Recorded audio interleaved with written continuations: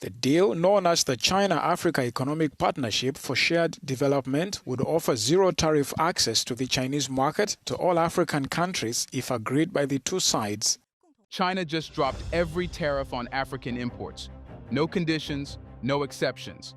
Not just for the poorest countries, not just for raw materials. Everything, everywhere, for 53 nations. Why now? What does China want? Let's find out.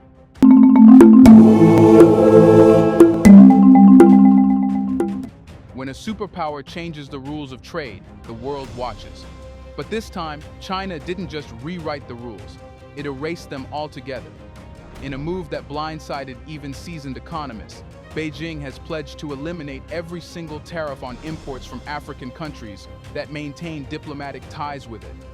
That's not a discount, that's not a reduction, that's total tariff cancellation, and it applies to all goods, all sectors, and all nations on the continent, except one.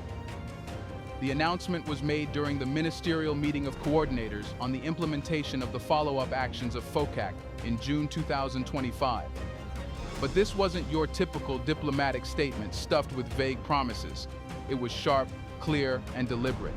China is ready to welcome all African imports across 100% of tariff lines without a shred of tax attached.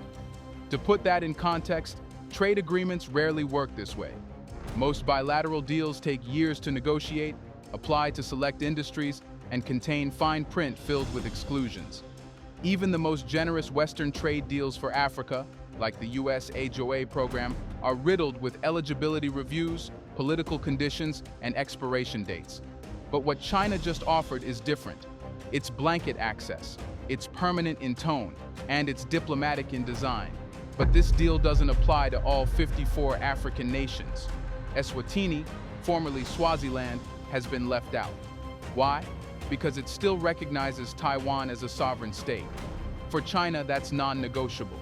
So while 53 countries are being invited into this vast new trade corridor, one small kingdom is being used as a quiet but sharp warning. This wasn't just economic policy. It was a geopolitical message coded in trade language.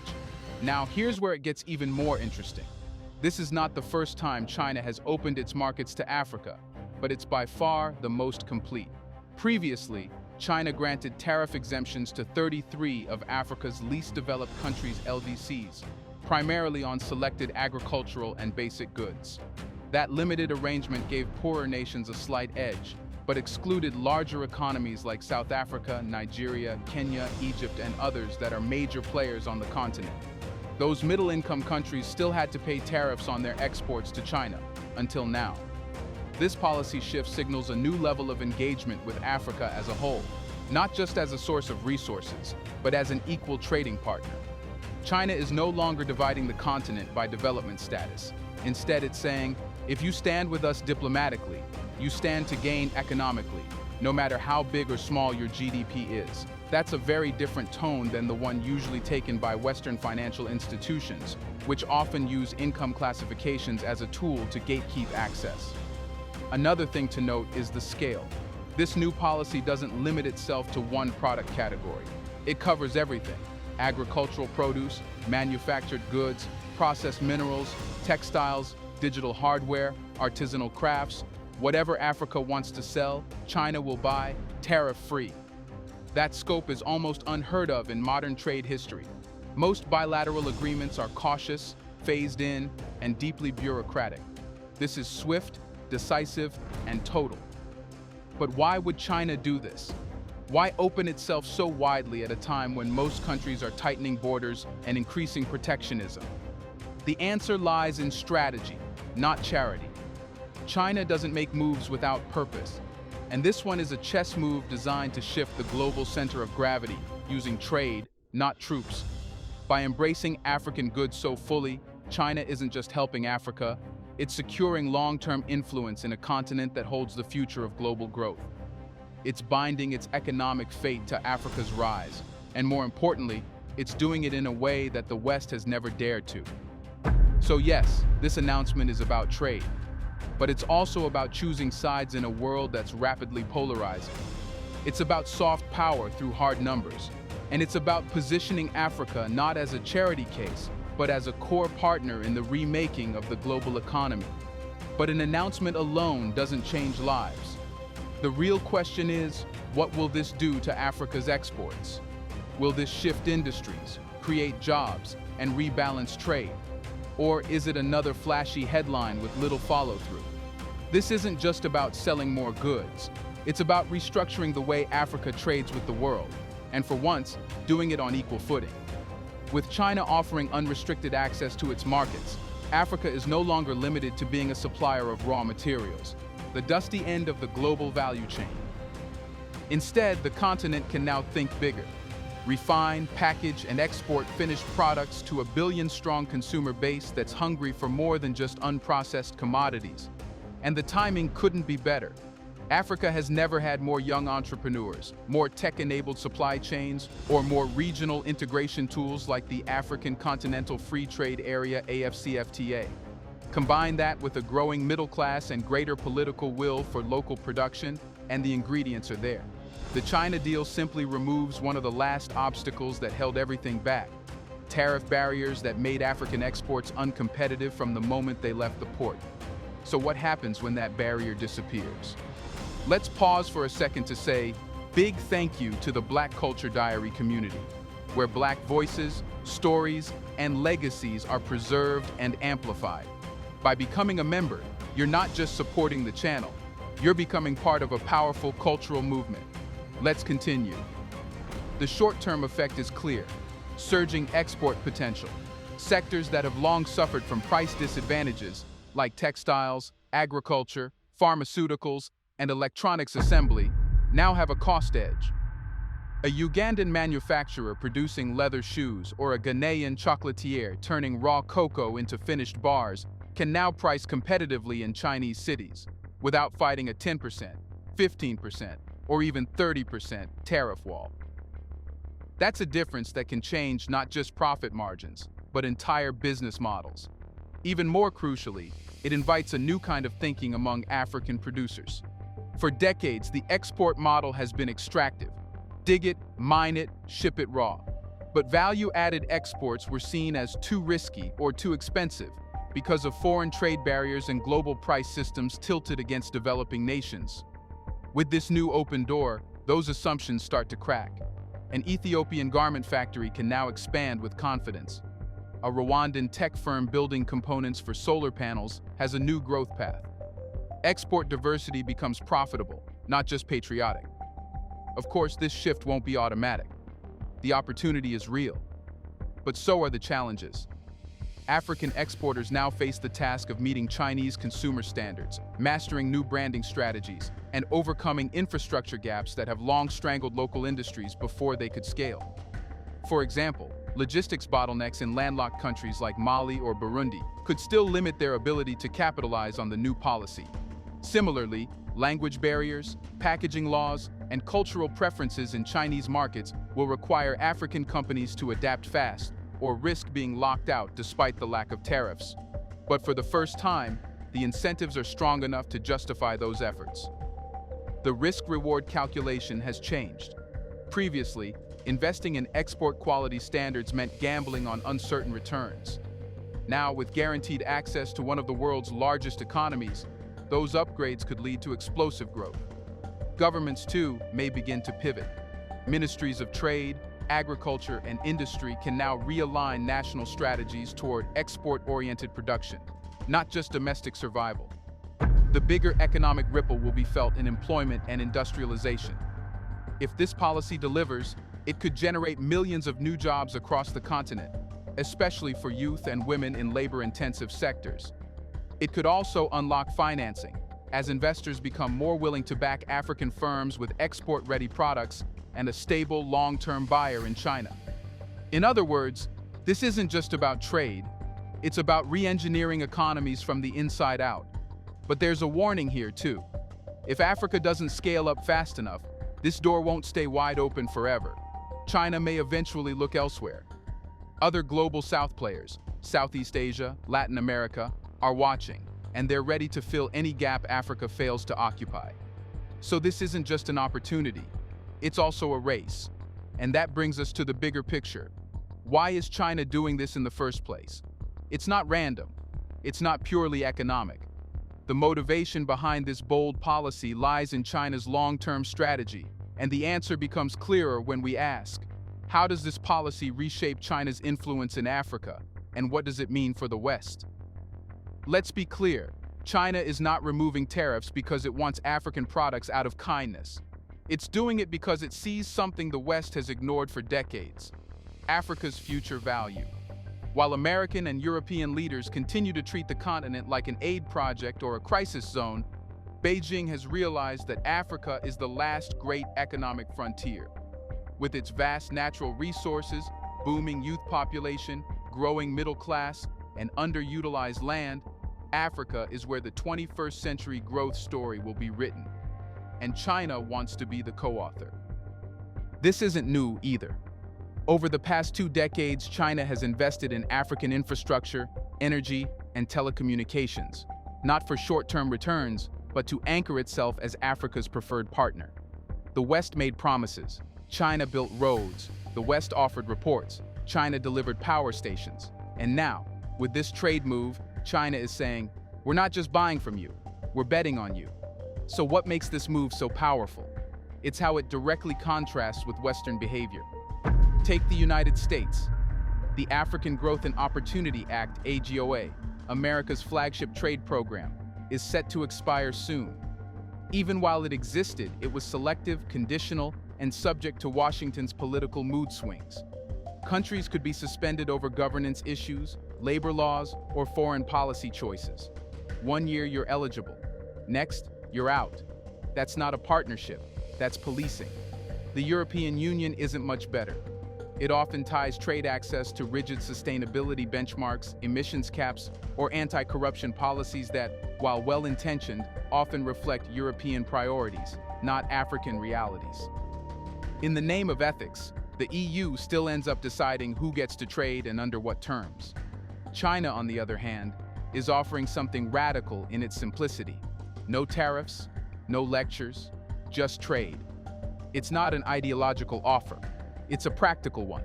And that's exactly why it's so effective. Beijing understands that influence in Africa will not be won through speeches, but through reliability.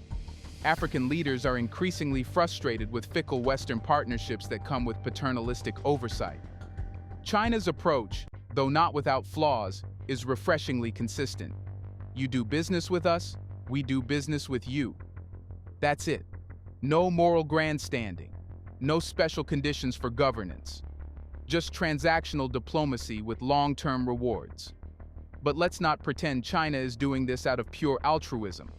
It's doing it because the West's slow retreat from Africa has created a power vacuum, and China is rushing in to fill it. While Washington is focused on the Indo-Pacific and Brussels is preoccupied with internal crises, Beijing is drawing new maps. And in those maps, Africa is no longer peripheral. It's central. This also serves a second purpose: reducing China's dependence on Western markets. With growing hostility from the US, mounting tariff wars, and increasing scrutiny of Chinese tech and investment practices, Beijing is hedging its bets. By opening up to African goods, China is not only securing access to critical raw materials, it's also creating new supply chains and consumer flows that bypass Western interference. In doing so, China positions itself as the economic architect of a new global South alliance, one where trade is used as a unifier, not a weapon. It builds loyalty not with threats, but with contracts. And it creates dependency in reverse. As African economies become tied to Chinese demand, they slowly pivot away from former colonial ties. So yes, this tariff removal is a gift, but it's also a strategic seduction.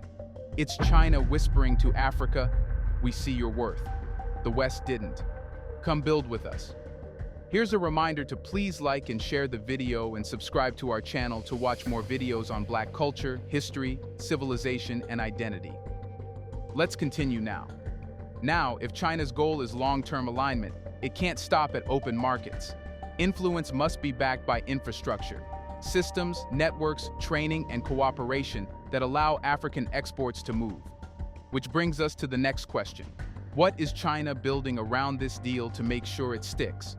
China doesn't just open doors, It builds corridors. And if you've been following Beijing's playbook, you'll know that no trade policy stands alone. Tariffs may grab headlines, but infrastructure wins loyalty. That's what makes this zero tariff pledge so much more than just a policy shift. It's part of a larger, deeply calculated framework designed to lock in long-term trade flows, build trust, and ensure Africa is not only able to sell, but to scale. This is where China's approach diverges dramatically from that of the West. In the US or Europe, trade agreements are often treated as endpoints. Sign here and good luck. But China treats them like starting points, laying down the systems, logistics, and tools necessary to make sure the deal functions. The removal of tariffs isn't the final gesture. It's the first brick in a much larger economic structure. So what exactly is being built? Let's start with the most basic layer: logistics and transport. For decades, one of the biggest reasons African exporters couldn't compete globally wasn't the quality of their goods, it was the cost and delay of moving them. Roadblocks, unpaved highways, congested ports, outdated rail networks. These aren't just annoyances, they're deal breakers in modern trade. And China knows it. That's why it has spent the last decade funding and constructing a vast network of physical infrastructure across the continent. From Kenya's standard gauge railway to Nigeria's new deep-sea ports, from Ethiopia's electrified trains to Angola's national highways, China has quietly become Africa's chief logistics contractor. Now, with the tariff barriers removed, those systems have a new purpose: serving a fast-moving, high-volume, continent-wide export economy, one that flows directly into Chinese ports. But it doesn't stop at roads and railways.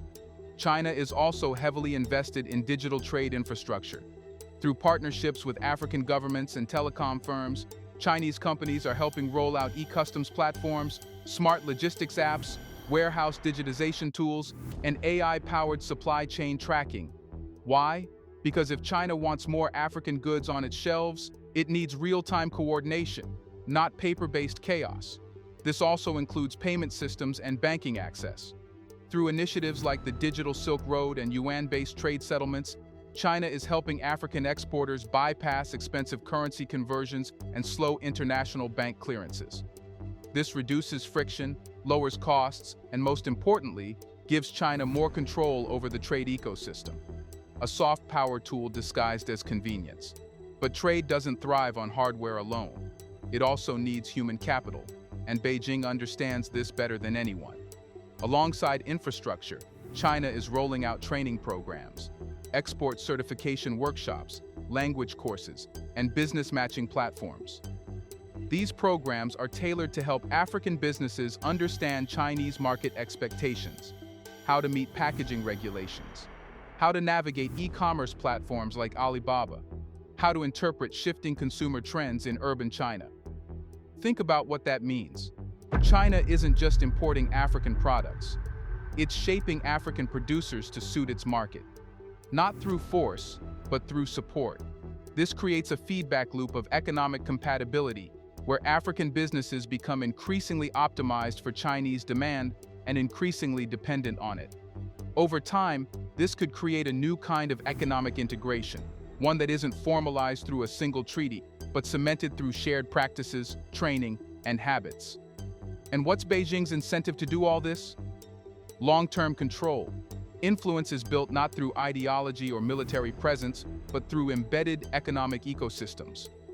If China helps an Ivorian cocoa cooperative learn to process, brand, and export chocolate bars directly to Shenzhen, and does it faster and more affordably than any Western partner ever offered, that cooperative doesn't just make money, it builds loyalty. It's the same story with governments. A trade minister in Malawi who sees Chinese customs processing his country's products 5 times faster than Europe's will naturally steer his industrial policy toward the East. A logistics entrepreneur in Zambia who gets training from a Chinese firm and lands his first deal through a China-funded platform won't forget who made it happen. This is how China creates alignment without coercion. It builds trust by solving problems others ignore. It creates opportunity without demands for political reform. And in doing so, it turns open trade into a platform for long-term partnership, not just a transaction. So yes, this is about tariffs, but more importantly, it's about infrastructure, efficiency, and embedded influence. What China is building isn't a free trade zone. It's an entire economic operating system designed to plug Africa directly into its supply chains, its markets, and eventually, its worldview.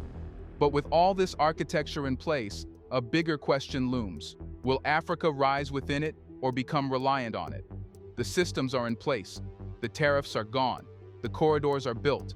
The logistics are flowing. And yet, a silence hangs over the room. A deeper question, one harder to answer, lingers. Is Africa finally in control of its economic future or merely stepping into a different kind of leash? Because here's the thing about opportunity. It's a double-edged sword. And if history has taught Africa anything, it's this. Not all partnerships are what they seem. China's trade policy is undeniably generous in its design. There are no overt demands, no overt political strings, no conditionality on governance or legal reform. But that absence of noise shouldn't be mistaken for neutrality, because influence doesn't always arrive shouting. Sometimes it whispers in the form of convenience. By opening its market so widely and simultaneously building the exact roads, ports, customs systems, and training platforms that Africa needs to access it, China isn't just offering an alternative, it's designing the default. Over time, that becomes a habit. Habit becomes dependence. And dependence? Well, that becomes leverage. But here's the flip side, and it's critical to understand. This could be Africa's breakthrough moment. For once, the platform is there. The opportunity is real. The path to industrialization no longer runs through the IMF's cold boardrooms or Brussels' endless bureaucracy. It runs through working ports, modern roads, fast-track customs, and a billion-strong Chinese demand. If African nations act boldly, coordinate regionally, and invest domestically, this could become the first time in modern history that trade policy favors African production, not just extraction. The danger, then, isn't the offer, it's the response. If African governments take the easy road, continuing to export raw materials without investing in value chains, or simply shifting dependence from west to east, then the outcome will be a familiar one: temporary growth, long-term stagnation, and lost sovereignty wrapped in short-term profits. But if they think strategically, the game changes. So, what do you think Africa should do? Can this deal make or break Africa? Let us know in the comment section. Will it save Africa from the West? Do you want to watch more videos like this one? If so, subscribe to our channel and press the bell icon next to it. We have decided to bring videos on something nobody talks about: the Black culture, civilization, history, and evidence about how glorious Blacks have been. Thanks for watching, and until the next video, stay tuned.